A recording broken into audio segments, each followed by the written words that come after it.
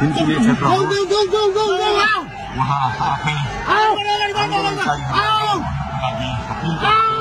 आफ्नो गाडी चलाउँदै अगाडि बढिरहेको छ। हामी दुर्गा प्रसादसँगै अगाडि बढिरहेका छौँ। यहाँ निकै ठुलो मात्रामा युवाहरूको उपस्थिति देख्न सकिन्छ। ठुलो मात्रामा युवाहरूको उपस्थिति, प्रहरीको बार तोडेर दुर्गा प्रसाई आफै अगाडि बढ्दै हुनुहुन्छ।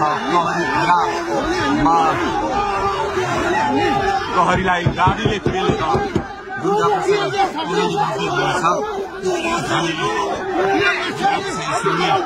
अगाडि बढ्दैछौँ।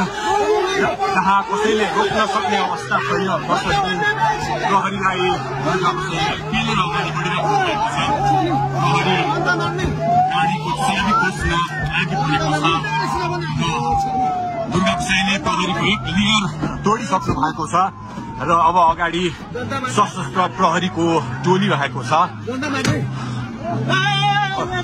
उहाँ अगाडि बढिराख्नु भएको छ। यो गाडीमाथि प्रहरीले अन्धाधुन्दा लाठीचार्ज गरिरहेको छ। तपाईँ देख्न सक्नुहुन्छ दुर्गा प्रसाईको गाडीलाई प्रहरीले रोकिराखेको अवस्था। उहाँले यो प्रहरीका सम्पूर्ण सुरक्षा घेरा तोडेर दुर्गा प्रसाई अगाडि बढ्नु भएको छ र यति बेला किनखुनेको यो पुलबाट अगाडि बढिसकेको छ। यो दृश्य अगाडिपट्टि